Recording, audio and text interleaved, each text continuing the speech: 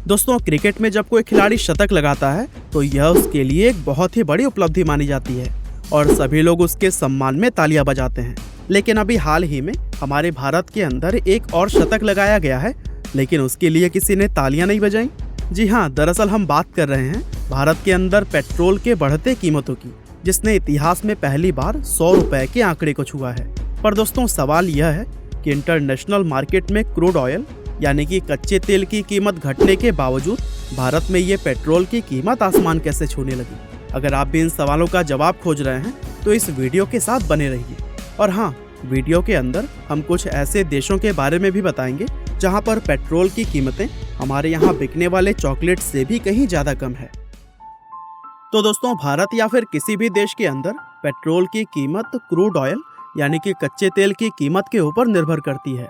यानी कि कच्चे तेल की जब कीमत बढ़ती है तो फिर ऑटोमेटिकली पेट्रोल की कीमतें भी ऊपर चली जाती है, और जब कच्चा तेल सस्ता होता है तो फिर पेट्रोल भी सस्ता हो जाता है। लेकिन हमारे देश के अंदर प्रॉब्लम यह है कि इंटरनेशनल लेवल पर जब क्रूड ऑयल की कीमत घटती है तब भी ज़्यादातर समय भारत में पेट्रोल के प्राइस लगातार बढ़ते ही रहते हैं, और ये हम नहीं बल्कि आंकड़े कह रहे हैं। एग्जाम्पल के लिए अगर हम 1 जनवरी 2020 के आंकड़े को देखें तो उस समय इंटरनेशनल मार्केट में क्रूड ऑयल की कीमत $65 प्रति बैरल थी, और चूंकि तब $1 की वैल्यू भारतीय 71 रुपए की थी, तो फिर इस हिसाब से उस समय एक बैरल तेल हमें 4,615 रुपए का पड़ रहा था।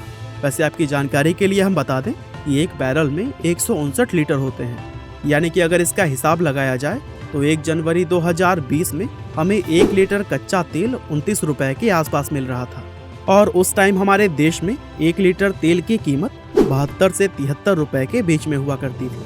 हालांकि अब अगर आज की बात करें तो इस समय इंटरनेशनल मार्केट में क्रूड ऑयल की कीमत करीब $58 प्रति बैरल के आसपास है, और आज हमें 1 लीटर कच्चा तेल 26 रुपए प्रति लीटर के आसपास मिल रहा है। यानी कि 1 जनवरी 2020 को जो कच्चा तेल हमें 29 रुपए का मिल रहा था वो इस समय 3 रुपए सस्ता होकर 26 रुपए प्रति लीटर मिल रहा है। लेकिन इसके बावजूद पेट्रोल की कीमत उस समय के मुकाबले आज 20 से 27 रुपए ज़्यादा है। हालांकि चलिए अब हम जानते हैं कि आखिर कच्चे तेल के सस्ते होने के बावजूद पेट्रोल की कीमतें बढ़ी कैसे। लेकिन दोस्तों, इस सवाल का जवाब देने से पहले हमें यह जानना होगा कि रिफाइंड पेट्रोल को हम तक पहुंचने में क्या क्या प्रोसेस से गुजरना पड़ता है और इसमें कौन कौन से टैक्सेस और खर्चे जुड़ते हैं। Number 1, refinery processing.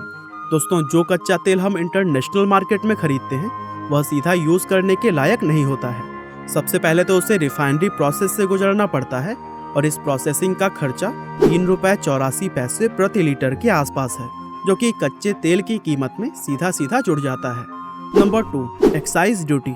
अब इस प्रोसेस हो चुके तेल पर सेंट्रल गवर्नमेंट यानी कि केंद्र सरकार के द्वारा एक्साइज ड्यूटी लगाई जाती है, और ये एक्साइज ड्यूटी तेल की कीमत तय करने में सबसे अहम भूमिका निभाती है। केंद्र सरकार के द्वारा लगाया गया यह टैक्स फिक्स्ड नहीं होता, और ये समय समय पर घटता और बढ़ता रहता है। एक एग्जाम्पल के लिए आपको बता दें कि 1 जनवरी 2020 को पेट्रोल पर लगने वाली एक्साइज ड्यूटी 19 रुपए 48 पैसे थी, जबकि इस समय वह 33 रुपए के करीब पहुंच चुकी है। और इस प्राइस डिफरेंस से आपको अंदाजा लग ही गया होगा कि आखिर पेट्रोल की कीमत आज के समय में आसमान क्यों छू रही है। Number 3, dealers commission. Excise duty लगने के बाद भी पेट्रोल पर लगने वाले ये टैक्स यहीं पर खत्म नहीं होते, क्योंकि जो तेल पेट्रोल पंप डीलर्स के पास जाता है उनका अपना भी एक कमीशन होता है, और इस समय डीलर्स का यह कमीशन 3 रुपए 68 पैसे प्रति लीटर है, और यह कमीशन भी पेट्रोल की कीमत को बढ़ावा देता है। Number 4, value added tax. Dealers के कमीशन के बाद आता है स्टेट गवर्नमेंट यानी कि राज्य सरकार के द्वारा लगाया जाने वाला टैक्स। इस टैक्स को वैट यानी कि वैल्यू एडेड टैक्स कहा जाता है, और अलग अलग राज्य की सरकारें अपने हिसाब से पेट्रोल पर अलग अलग वैट लगाती हैं। वैसे आमतौर पर वैट 27 से 30% के आसपास देखने को मिलता है, लेकिन यह टैक्स इससे कम या फिर ज़्यादा हो सकता है। तो दोस्तों, refinery processing, excise duty, dealers commission और वैट लगाने के बाद से जो भी कीमत तय होता है उस पर हमें पेट्रोल मिलता है।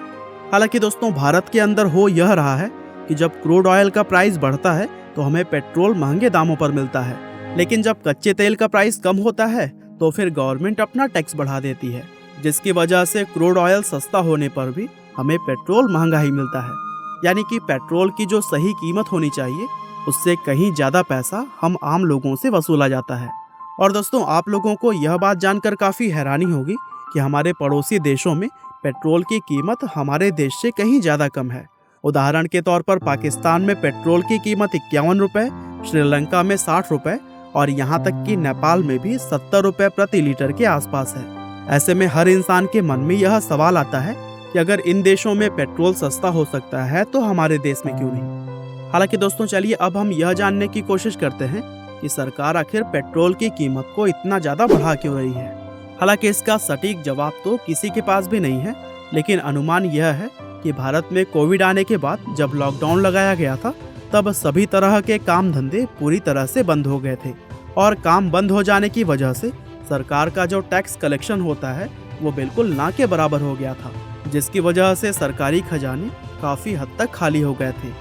और अब सरकार उस नुकसान की भरपाई पेट्रोल पर टैक्सेस को बढ़ाकर कर रही है। अब दोस्तों, अगर इस थ्योरी को सच भी मान लिया जाए तो फिर आपको क्या लगता है कि सरकार द्वारा इस तरह पेट्रोल पर टैक्स बढ़ाकर कोविड के नुकसान की भरपाई करना सही है? अपनी राय हमें कमेंट के माध्यम से ज़रूर बताइएगा। और हाँ, बात की जाए अगर ऐसे देशों की जहाँ पर पेट्रोल सबसे सस्ता मिलता है तो उसमें वेनेजुएला पहले नंबर पर आता है, जहाँ पर पेट्रोल की कीमत भारतीय रुपयों में करीब 1 रुपये 45 पैसे है। साथ ही ईरान में 4 रुपये 50 पैसे और अंगोला देश में 15 रुपये के आसपास है। उम्मीद करते हैं कि पेट्रोल की कीमत बढ़ने के पीछे की मुख्य वजह आपको पता चल गई होगी। इस वीडियो को शेयर करके यह जानकारी अपने फैमिली और फ्रेंड्स तक जरूर पहुंचाएं। उम्मीद करते हैं कि आपको यह वीडियो जरूर ही पसंद आई होगी। आपका बहुमूल्य समय देने के लिए बहुत बहुत धन्यवाद।